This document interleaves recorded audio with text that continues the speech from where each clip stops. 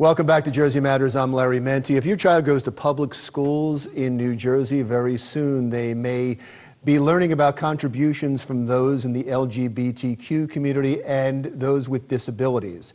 The sponsor of that bill is Assemblywoman Valerie Vainieri Huttle, who is representing the Legislative District 37, which is in North Jersey, Teaneck, around there. Thank you so much for coming in. Thank you, Larry. Why is this bill important to you?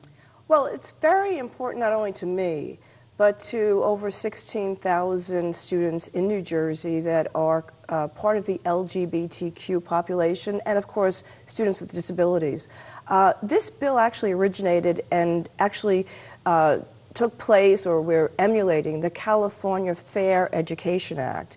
And that fair education stands for fair, accurate, inclusive, and respectable.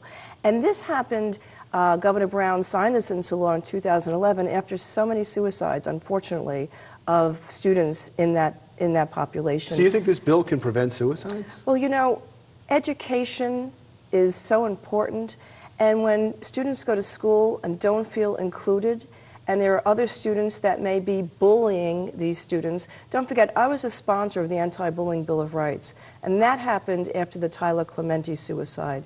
And when you look at the population and you look at the other children that are bullying these people, I think education is so important, and the materials are age appropriate. And it's up to the local board of educations to instill in these students that, you know what, if there are two mommies or two daddies, when we have the same-sex marriage now that's legal in New Jersey, children should feel part of a community. And when you're looking at other ethnicities and culture, after all, we have a lot of studies. We have the African American studies. We teach our students about the Holocaust. I think it's valuable to have students understand the important contributions and incidents of the LGBT community. You know, what happened with Harvey Milk, what happened in Stonewall in the Village. I think these are all part of history, and we're not revisiting history, but what we're doing is we are incorporating textbook and materials for the 21st century. But isn't the bill, I mean, I know that it passed the Assembly overwhelmingly. And it passed the Senate as well. And it's going to be signed? And we're hoping that the governor will sign this into law. So it sounds like it is going to happen. I think the people that abstained from voting and some of the people that were not against the bill, but may have some problems with the bill, is that it's forcing a curriculum. And when something is included, something necessarily is not included. And so it's possible that events that wouldn't rise to being historical would then take precedent over other events that may be historical. Do you have concerns about that? No, I don't, because California had the bill signed into law since 2011. We're not the only state doing this right now. Illinois has done it, Maryland has done it, D.C. in Washington, and what they're doing is age-appropriate, adopting new curriculum and incorporating that. For example, if you are a product of a same-sex marriage and you go to school and everything is very traditional, I think at this point in time, when there are so many students out there, and it's not just themselves, it's to others, to be respectful and tolerant of others and understanding that, you know, if there's a book out there, Grew Up with Two Mommies, I think it's important for, again, age-appropriate material. I think it's important for the education of those students and other students to feel included. And so I hope that in time, you know, it's funny, there's a book out there, you know, Can Grace Be President? A young African-American girl. And I brought it into the lower schools to read during the week of reading, the month in March. And we've come such a long way, and I think there's a community out there that is really excluded that needs to be included, not just for them, but for others around. Do we have to force inclusion? I mean, history's not biased, is it?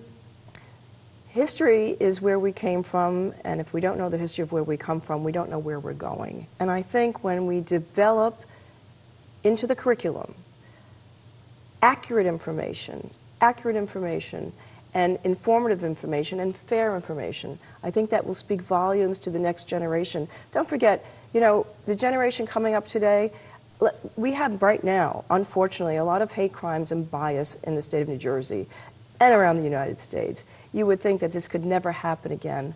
I think it's so important to teach accurate and fair information to children, age appropriate, coming in from middle school into high school, that when they get into college, don't forget, Tyler Clementi, that bullying took place in college level. Had they been educated or at least been exposed and people felt included, perhaps that may have never happened. And we're suffering from bullying still today. And it's so important, again, I think, and not just me, since it's law in California and many other states now, and hopefully it will become law in New Jersey. Well, if it does all the things you hope it will do, then... When you teach children at an early age, I'm hoping for the next generation to be much more tolerant and respectful and inclusive. I want to move on to a couple other topics. I know you're concerned about the lack of testing of sexual assault kits throughout the state. Tell me the extent of the problem and why it's a problem. It's not a concern of a lack of testing. It's a concern with a perception of a backlog. Once a victim goes through the terrible ordeal and then goes to the hospital and gets tested, we need to get the results of those rape kits. Why are they not being tested? Why are they not coming into the forefront? So what this bill does is it works with the AG's office and the Sexual Assault Coalition to analyze and do an audit of why these rape kits are still sitting on a shelf, not being tested. So do we have a problem of a backlog of rape kits? I'm not sure. But the audit and the analysis from the AG's office and the Coalition Against Sexual Assault will hopefully resolve some of those issues, because don't forget, women victims go through a terrible, again, horrendous ordeal, and to be tested for hours and then to sit on a shelf, we need to get to the bottom of why it's sitting on the shelf. Is there a backlog, and what can we do about it?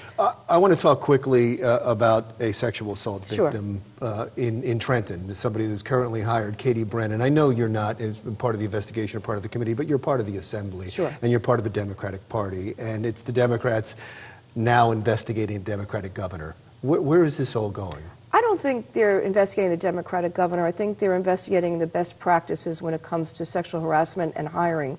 And I think what we will find at the end of the day, it's certainly not an investigation, a criminal investigation. What the legislators are doing is to find out best practices and where they went wrong in hiring people with a history or people with a blemish, and I think that's what they're looking at.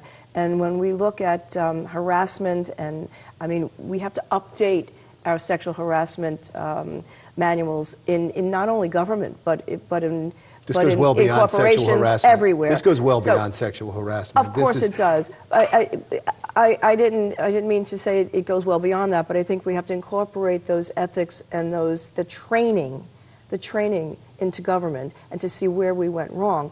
Obviously, if there's a training program and there's a hiring practice, and if they went through the training program, maybe some of these questions might have come to light or might have been relevant in the hiring practices. So I'm hoping that we can get through the investigation and set a blueprint for better hiring practices, and maybe make sure that the training is implemented in every part of state government. Since you're saying this isn't an investigation of the governor at all, he's clear on this? I'm not part of the committee, and I don't know where the committee is going, but I know that the committee's mission is to make sure that they're looking into the hiring practices and again, the sexual assault training, harassment training as we move forward. So I can't comment, as I'm not on that committee, but I think that was the intent and the mission of the committee. Wonderful. Thank you so much. Thank I appreciate you, you coming in. Thank you. Assemblywoman Valerie Vainieri, Huttle, representing the Legislative District 37. Jersey Matters continues right after this. Still to come on Jersey Matters, it's a famous iced tea that is enjoyed around the world, and it started in New Jersey.